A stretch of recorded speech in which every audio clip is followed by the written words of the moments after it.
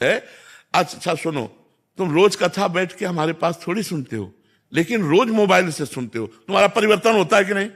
आप आए ही वो मोबाइल से सुन के, तो अब आप मोबाइल को अगर बुरा कह दो कि मोबाइल तो आधुनिक कलयुग ने चला दिया, तो उसमें बुरा भी पार्ट है और अच्छा भी पार्ट है।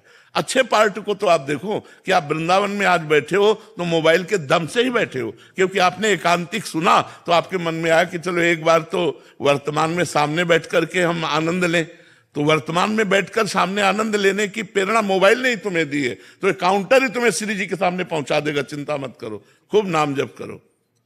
जैसे आपने बोला शास्त्र में कहाँ लिखा है कि काउंटर, तो वैसे शास्त्र में मोबाइल भी तो नहीं लिखा, उसमें तो लिखा है कि ऐसे परस्पर बैठ के चर्चा। बट आज आधुनिक युग होने के कारण कितना सहयोग मिल रहा है। देखो, हमको ये देखना है कि हमारी समाज का परिवर्तन कैसे होना है।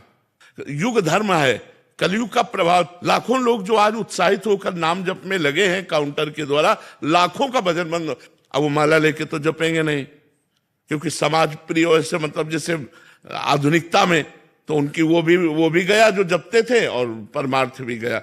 बिल्कुल तुम हमारी बात मान लो, खूब काउंटर से धुआंधार नाम जप करो, भगवान इससे प्रसन्न होंगे।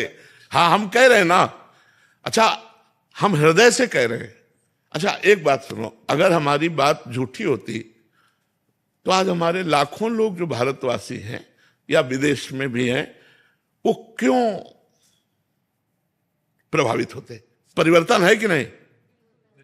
यार दवा, डॉक्टर चाहे जैसा हो, दवा काम करे तो हमें पकड़ लेनी चाहिए। ये दवा है, तुम दवा को खाओ, डॉक्टर की मत देखो कि बहुत सर्जन है, सर्जन दवा काम नहीं कर रही तो हमारे किस काम का। नौजवान लोग मदिरा मांस छोड़कर, गंदे आचरण छोड़कर भगवत मार्ग में चल रहे, तो अगर झूठी बात होती तो कैसे परिवर्तन होता? तो बात समझनी, ये भगवत मार्ग है, ये सत्य मार्ग है, और भगवान के नाम में, भगवान की महिमा में कोई भी बाधा नहीं है। कलयुग भी बाधा नहीं पहुंचा सकता। कलयुग सहयोग कर रहा है। कलयुग समयुग आन नहीं, जो नर कर विश्वास, गाय राम गुण गण विमल, भौबिन तरह प्रयास। सब संतों की कृपा से जो बोल रहे हैं, वो संतों के महापुरुषों की बात है, वो तुम्हारा कल्याण कर देगी। बस हमारा कल्याण होना चाहिए, हमारा मंगल होना चाहिए, हमारा परिवर्तन होना चाहिए। एक बार हमने एक शराबी को प्रणाम किया था, शराब पिए था, हम गंगा किनारे बैठे गंगा जी की तरंगों का आनंद ले रहे थे मंत्र जपते हुए। उस समय 22-24 की जो भी अवस्था और नई अवस्था थी, तो खड़ा हो, तो मतलब एक कौतूहल, उसकी गंध से तो समझ गए शराब पिए।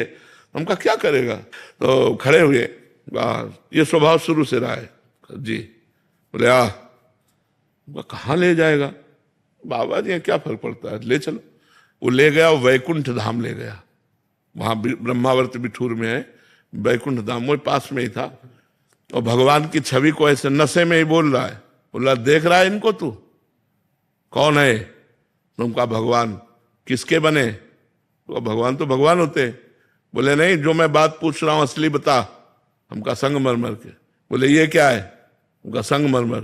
बोले समझ ले, एक पैरों के नीचे रौंदा जाता है और एक भगवान बन के पूज रहा है। क्यों? ये तिल तिल काटा गया लेकिन टूटा नहीं।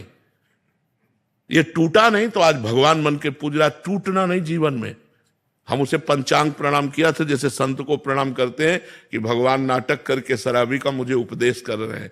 अगर उपदेश सही मिले तो एक शराबी का भी उपदेश मान ले। तो हमको बात माननी है, वो कहीं से भी हो। अगर सही बात बोल रहा है तो हमें शिक्षा लेनी चाहिए। ये नहीं देखना चाहिए कौन है। जैसे हम मिठाई अच्छी लगी तो ले लिया, मिठाई वाला ये मिठाई खाता है कि नहीं, ये नहीं, मेरी पसंद है मैंने खरीद ली।